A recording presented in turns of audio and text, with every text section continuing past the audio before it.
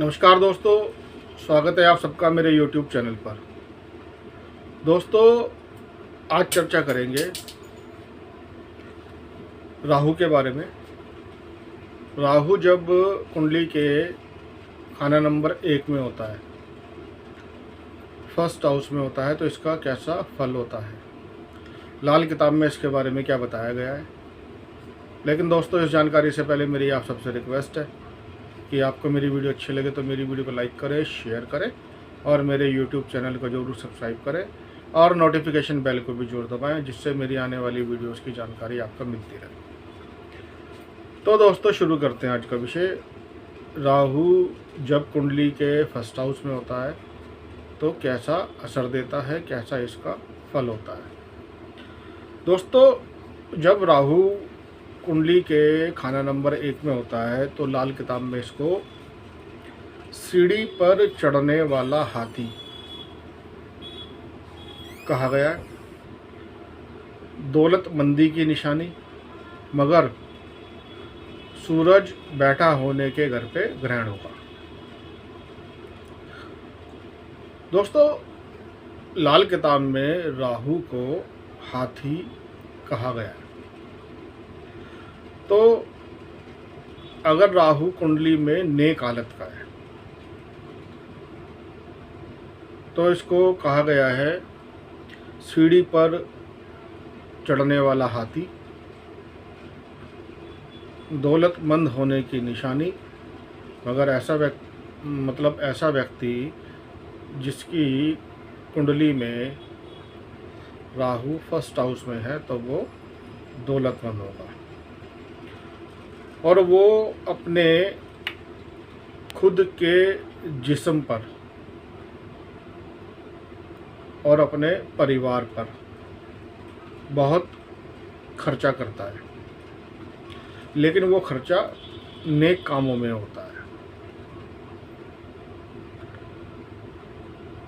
जब Rahu first house में होता है तो फर्स्ट हाउस सूरज का पक्का घर है। तो सूरज कुंडली के जिस भी घर में बैठा होगा उस घर पर ग्रहण का असर जरूर होगा। लेकिन यहाँ एक बात बताई गई है कि कुंडली में सूरज जिस घर में बैठा होगा उस घर में अंधेरा ही होगा और टेवे में सूरज ग्रहण, चंद्र ग्रहण, इसके समय सूरज चंद्र पर राहु की जो जहर है उसका कोई भी मंदा असर नहीं होगा। अगर अंधेरा होगा तो सिर्फ एक तरफ, सारी जो दुनिया है वो अंधेरे में नहीं होगी। इसका ये मतलब है दोस्तों कि अगर किस्मत एक तरफ से हार देगी तो सूरज की जो रोशनी है वो किसी दूसरी तरफ से आएगी और ग्रहण हटते ही सूरज की जो पहले की ताकत है, जो ग्रहण से पहले की ताकत होती है और जो रोशनी होती है, तो वो सब कुछ शान व शौकत, जो ठाट बाट है, वो रिजक, ये सब बहाल हो जाएगा।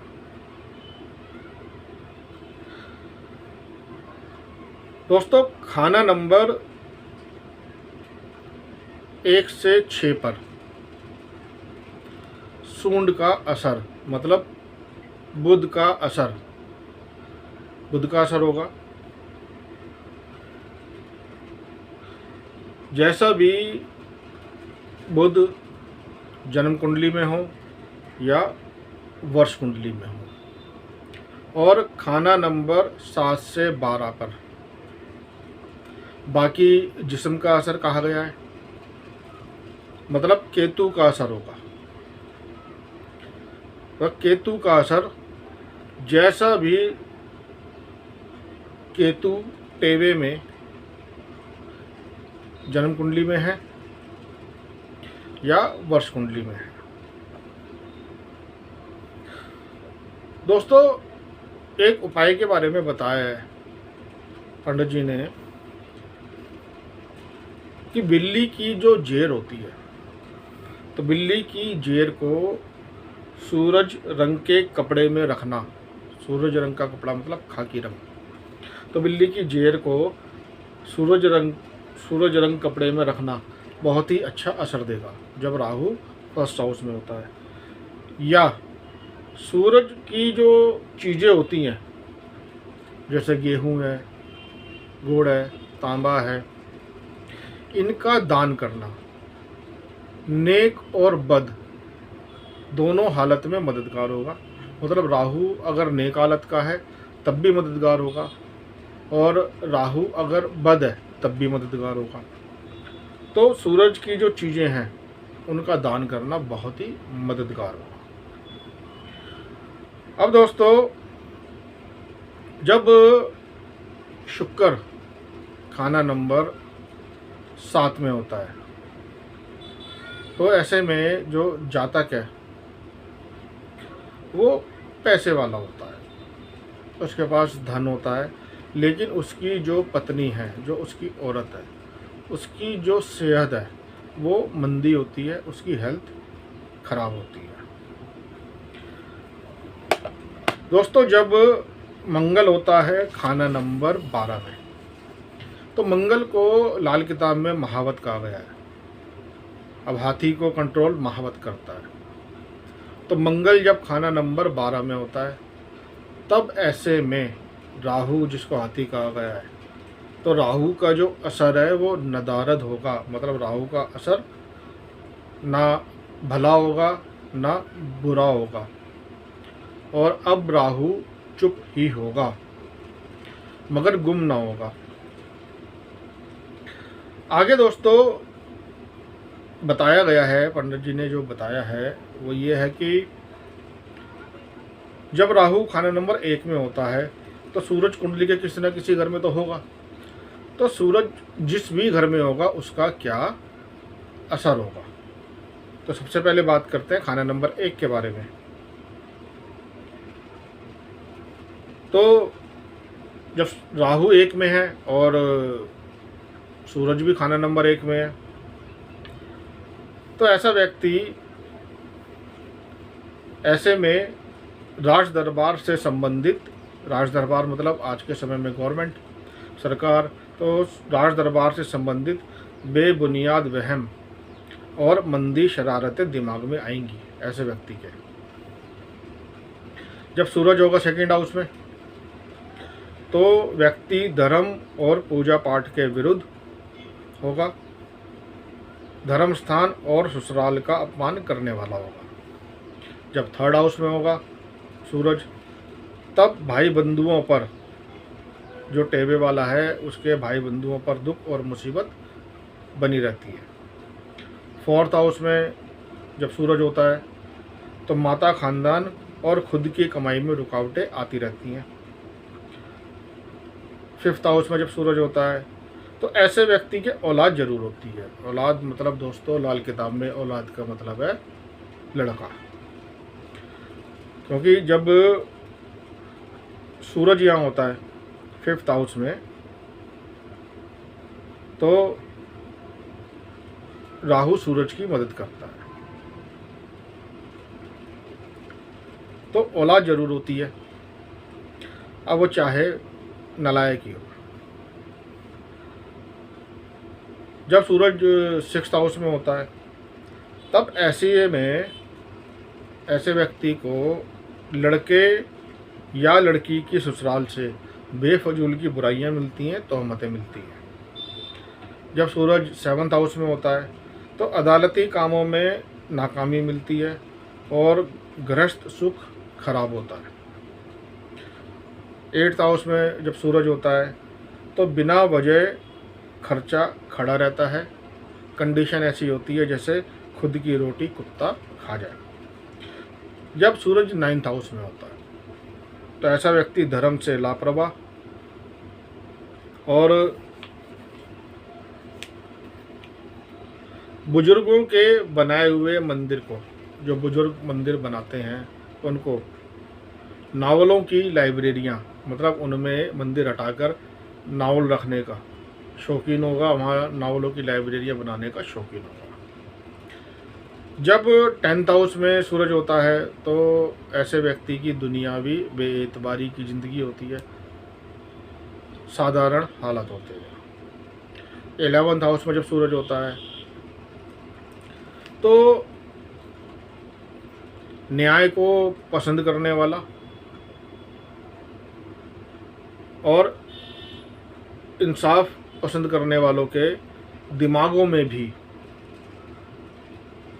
अभिमान की बू पैदा करने वाला। जब 12th हाउस में होता है सूरज, तब ऐसे में रात को सोने और आराम करने के समय, मतलब सोने के समय कोई ना कोई मुसीबत खड़ी रहती है, जिससे रात की नींद हराम होती है। अब दोस्तों, जब राहु मंदी हालत का होता है तो ऐसे में राहु खाना नंबर 1 का असर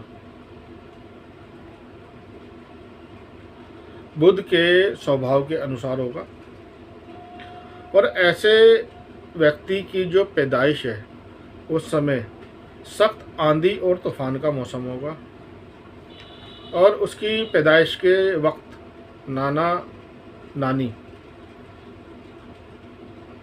मौजूद होंगे, मतलब जिंदा होंगे। और ऐसे टेबे वाले का घर से बाहर निकलते वक्त सामने जो मकान पड़ता है उस मकान के जो हाल है वो खस्ता होंगे, या उसमें कोई ऐसा व्यक्ति रहता होगा जिसके यहाँ पर नर औलाद, मेल चाइल्ड ना होगी। 40 साल की उम्र तक राहु के कारोबार जातक के खुद के लिए मंदे असर के होंगे। राहु की उम्र 11 साल, 21 साल, 42 साल पर पिता के लिए ऐसा व्यक्ति बदकिस्मत होगा, पिता की धन और मान की हानि का कारण होगा। ऐसे व्यक्ति के कारोबार में, नौकरी में बदलाव तो कई बार आते हैं, लेकिन बदलाव के साथ साथ उसकी तरक्की भी होगी, ऐसी कोई शर्त नहीं होती। सूरज बैठा होने वाले घर की किस्मत को सब जगह ग्रहण लगा हुआ होगा। चलती गाड़ी में रोड़ा अटकाना, मतलब हर काम में रुकावट डालना, ये राहु का काम है। माला जपते जपते टूट जाना, मतलब सांसों की डोरी कब टूट जाए कोई खबर नहीं। धन दौलत लड़के पोते होंगे, लेकिन होते हुए भी कोई सुख ना होगा। ससुराल की तरफ से या किसी अनजान व्यक्ति से बिजली का सामान लेना, जीवन पर राहु की बिजली गिराता रहेगा। और शादी के वक्त दहेज में जो बिजली का सामान आता है उसका कोई वहम नहीं है, लेकिन उसके बाद नहीं लेना। राहु का जो मंदा समय है वो आम वर्षा में 2 साल, वर्षफल के अनुसार 2 महीने, और कुल महादशा में 18 साल का समय हो सकता है।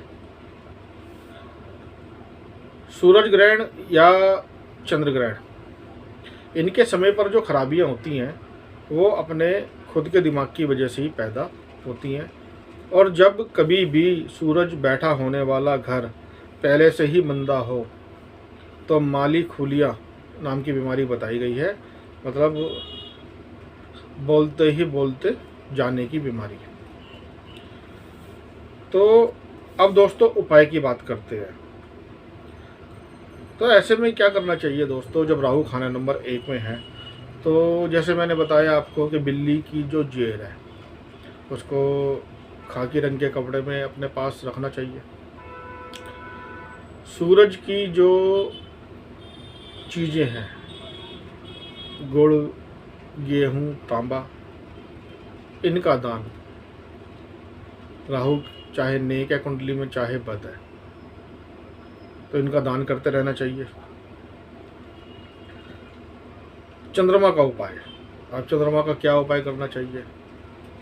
चांदी की चेन गले में पहननी चाहिए और चांदी का एक चौरस टुकड़ा अपने पास रखना चाहिए। चांदी का जो चौरस टुकड़ा होता है दोस्तों, वो मंगल नेक होता है। चांदी के चौरस टुकड़े को चांदी की चेन में अपने गले में भी पहन सकते हैं। तो दोस्तों, उम्मीद करता हूँ मेरी इस वीडियो से आपको एक अच्छी जानकारी मिली होगी। आपको मेरी वीडियो अच्छी लगे तो मेरी वीडियो को लाइक करें, शेयर करें और मेरे YouTube चैनल को जरूर सब्सक्राइब करें। धन्यवाद।